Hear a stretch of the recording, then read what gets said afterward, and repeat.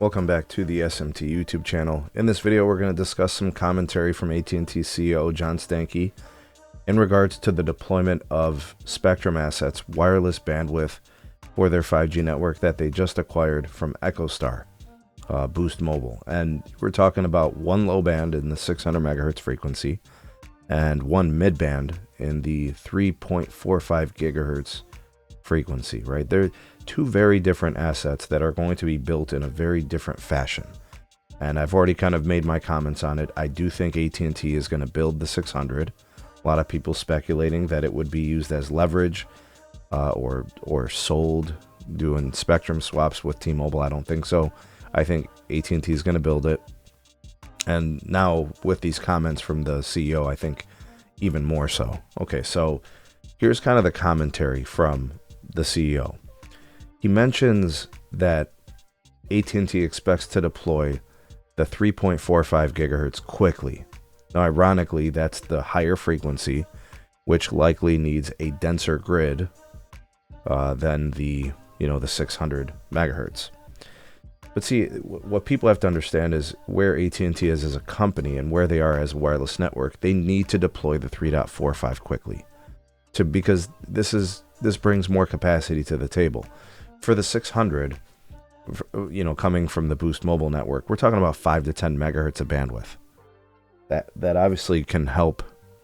The low band helps the reach of the network. Indoor performance, like getting calling, texting, some data.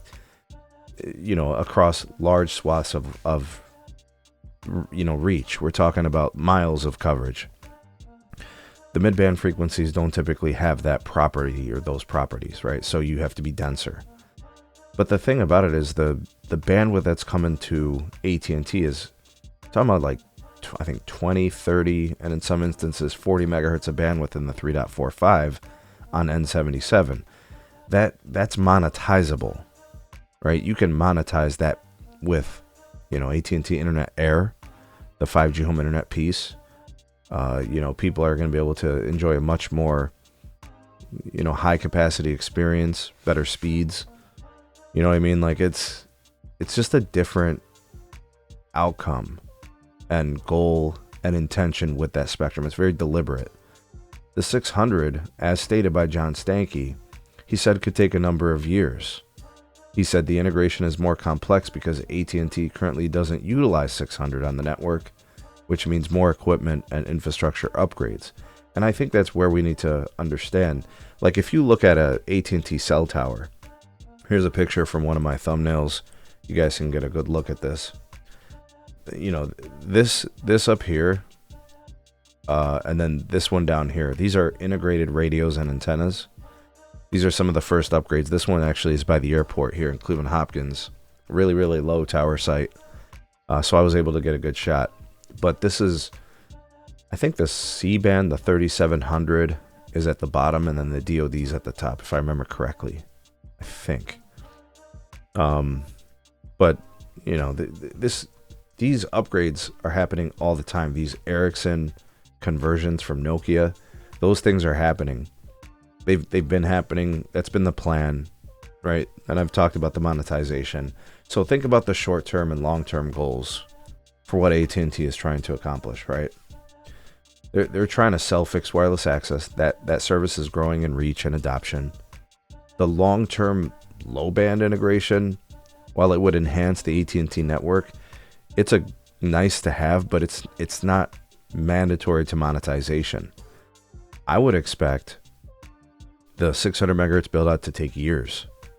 I would expect the DoD piece to conclude in the next 2 years. Like whatever sites we're going to get it, we'll have it within the next 2 years. For the low band, they might not do a bulk majority of those upgrades for a few years, which in my opinion is not really a big deal. I was never clamoring for more low band on AT&T. They have band 14 through FirstNet, band 12, which they've had for years, band 29 supplemental downlink, 850, the band 5. They've got that in a lot of markets across the country. Like, was anybody really clamoring for more low band than AT&T? Most of the time I hear people complain about low band, it was about Verizon. But even Verizon's kind of integrating things on their network. They're moving 850 around from LTE to NR to 5G, and that stuff is happening across the country. People know that the AT&T customer base is massive. That was a bigger problem, obviously, pre-5G, and it's less of a problem today, but people still wanted to see 600 go to Verizon. And not go to them as in like just given to them, but getting the additional low band to go with band 13, which is 10 by 10. 850 in some places is 10 megahertz. In my market, it's 20. It's kind of nice. But like, it's not a perfect situation, right? So, I don't know. Don't hold your breath. If you're waiting for the 600 from the AT&T network, it's going to be a much slower, methodical, time-consuming process. The DoD piece, that's going to go at a much faster pace, ironically, even though it's a higher frequency. Not to say that John Stankey is an honest person. I wouldn't call him that. There's a lot of gamesmanships to the things that he says. But in this particular instance, I do agree with this sentiment. Let me know what you guys think. Drop me some comments. Like, share, subscribe, check out some more videos. We'll see you guys soon on the next one.